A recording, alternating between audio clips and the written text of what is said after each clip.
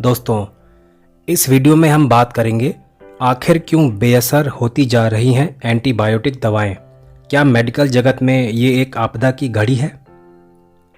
दोस्तों, एंटीबायोटिक दवाओं के असर के बारे में अब तक के सबसे बड़े अध्ययन के अनुसार वर्ष 2019 में दुनिया भर में 12 लाख से अधिक लोगों की मृत्यु ऐसे बैक्टीरिया से हुए संक्रमण की वजह से हो गई जिन पर दवाओं का असर ही नहीं हुआ। यह आंकड़ा मलेरिया या HIV से हर साल मारे जाने वाले लोगों की संख्या से भी अधिक है। दोस्तों, यह रिसर्च मेडिकल जर्नल द लैसेंट में प्रकाशित हुआ है, जिसमें यह भी बताया गया है कि एंटीबायोटिक दवाओं के बेअसर होने से लोगों के स्वास्थ्य को पहले से अधिक खतरा है। इसमें गरीब देशों जहां मेडिकल सुविधाएं निचले स्तर पर हैं, वहां तो स्थिति और भी चिंताजनक है। दोस्तों, मेडिकल शब्दावली में दवाओं के बेअसर होने की स्थिति को एंटी माइक्रोबियल रेजिस्टेंस यानी कि AMR कहा जाता है। यह तब होता है जब बैक्टीरिया, वायरस, कवक और परजीवी समय के साथ अपनी प्रतिरोधक क्षमता बढ़ा लेते हैं और उन पर दवाओं की प्रतिक्रिया बहुत धीमी हो जाती है या फिर होती ही नहीं, जिस कारण से मामूली संक्रमण के केस में भी इलाज करना कठिन हो जाता है और मौत का खतरा बना रहता है। रिपोर्ट में कहा गया कि इससे बचाव के लिए ज़रूरी है कि नई दवाओं के लिए तत्काल निवेश किया जाए, साथ ही मौजूदा दवाओं का सोच समझकर उपयोग किया जाए। बीते कुछ वर्षों में मामूली संक्रमण में भी एंटीबायोटिक दवाओं के अति प्रयोग के कारण गंभीर संक्रमण के मामलों में एंटीबायोटिक्स कम प्रभावी हो रहे हैं। सामान्य रोग और संक्रमण से लोगों की मौत हो जा रही है, जिसका पहले इलाज हो जाता था, और यह इसलिए हो रहा है क्योंकि जिस बैक्टीरिया से यह संक्रमण हो रहा था वे अब प्रतिरोधी क्षमता युक्त बन गए हैं, यानी उन पर दवाओं का असर पहले से बहुत कम हो गया है।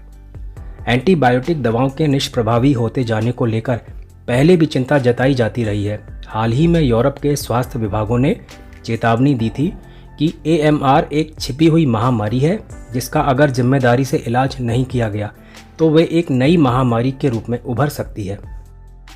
रिपोर्ट में आगे बताया गया कि कोविड-19 के कारण बड़ी तादाद में लोग अस्पताल में भर्ती होने लगे और एंटीबायोटिक दवाओं का उपयोग बढ़ा, जिस वजह से AMR का खतरा भी बढ़ गया।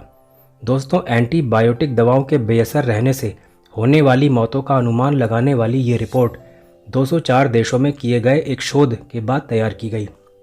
अंतर्राष्ट्रीय शोधकर्ताओं की इस टीम की ओर से किए गए इस शोध का नेतृत्व अमेरिका की वॉशिंगटन यूनिवर्सिटी ने किया।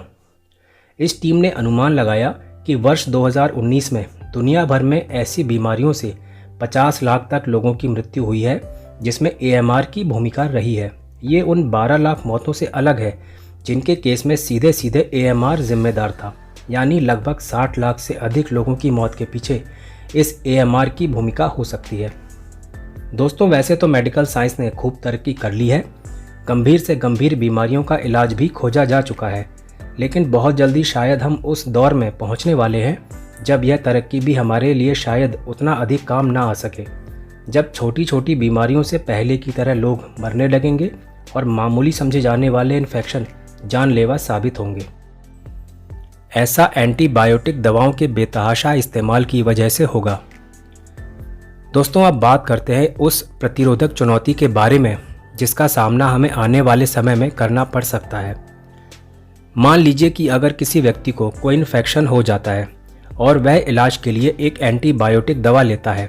मान लेते हैं कि वह पेनिसिलिन का उपयोग करता है, लेकिन बहुत हद तक ये मुमकिन है कि उसका इन्फेक्शन पेनिसिलिन से ठीक ही ना हो पाए, क्योंकि वह ऐसे बैक्टीरिया की वजह से होगा जिस पर पेनिसिलिन बेअसर होगा। आज की तारीख में बहुत से ऐसे बैक्टीरिया हैं जिन पर एंटीबायोटिक्स का असर नहीं होता, पर ऐसा होता क्यों है? दोस्तों, असल में दूसरे जीवों की तरह ही बैक्टीरिया का भी DNA होता है, जैसा कि हम इंसानों या दूसरे जीवों में होता है। यह DNA समय के साथ कुछ हद तक बदल भी सकता है। जैसे अब कोई बैक्टीरिया पहले किसी एंटीबायोटिक से ख़त्म हो जाता था, लेकिन अब उसके DNA में कुछ बदलाव आ जाने से पूरी संभावना हो सकती है जिससे उसकी प्रतिरोधक क्षमता एंटीबायोटिक दवाओं पर पहले से अधिक होगी और ये बैक्टीरिया तेज़ी से विकसित होंगे। और हम जितना अधिक एंटीबायोटिक दवाओं का इस्तेमाल ऐसे बैक्टीरिया पर करेंगे, उतना ही ये बैक्टीरिया अपने DNA में प्रतिरोधक क्षमता को विकसित करते जाएंगे। और यही नहीं, बैक्टीरिया की चेन तेज़ी से फैलती जाएगी, जिन पर एंटीबायोटिक्स बेअसर साबित होंगे। लेकिन अगर हम कम एंटीबायोटिक्स का उपयोग करेंगे तो ऐसे अधिक प्रतिरोधक क्षमता वाले बैक्टीरिया भी कम विकसित होंगे। WHO का अनुमान है कि वर्ष 2050 तक एंटीबायोटिक्स का असर न होने से दुनिया भर में 1 करोड़ लोगों की मौत हो सकती है। इस वजह से वर्ल्ड इकोनॉमी को लगभग $65 बिलियन तक का नुकसान होगा। दोस्तों, अब बात करते हैं कि इससे बचने का रास्ता क्या है। अभी 2 साल पहले ही WHO की अगुवाई में तमाम देश एंटीबायोटिक्स की इस चुनौती से लड़ने के लिए एक ग्लोबल एक्शन प्लान बनाने पर राजी हुए थे। इस एक्शन प्लान के अंतर्गत एंटीबायोटिक रेजिस्टेंस बैक्टीरिया की पहचान करने का काम किया जाएगा और डॉक्टर्स को प्रोत्साहित किया जाएगा कि वे कम से कम एंटीबायोटिक दवाएं लिखें। अभी कुछ महीने पहले ही संयुक्त राष्ट्र की महासभा में एंटीबायोटिक रेजिस्टेंट बैक्टीरिया की चुनौती पर बात की गई थी। इसी तरह G20 देशों के नेता भी एंटीबायोटिक प्रतिरोधक बैक्टीरिया की चुनौती से निपटने के लिए मिलकर काम करने पर तैयार हुए। दुनिया भर में तमाम सरकारी संस्थाएं अस्पतालों के साथ मिलकर इस दिशा में काम कर रही हैं। इसमें मुख्य रूप से फोकस ऐसी गाइडलाइन को तैयार करना है जिसमें एंटीबायोटिक्स का कम से कम इस्तेमाल हो और बहुत आवश्यक होने पर ही एंटीबायोटिक दवाएं दी जाएं, अन्यथा नहीं। 10 साल पहले यूरोप में जानवरों को बढ़ाने के लिए एंटीबायोटिक के इस्तेमाल पर बैन लगा दिया गया था। अमेरिका में भी यह बैन इसी साल से लगा दिया गया है। अमेरिका में ही एक national anti microbial monitoring system बनाया गया है, जिसके अंतर्गत पूरी दुनिया में एंटीबायोटिक प्रतिरोधक बैक्टीरिया के आंकड़े जमा किए जाते हैं, जिससे इनसे निपटने के लिए तैयारी की जा सके।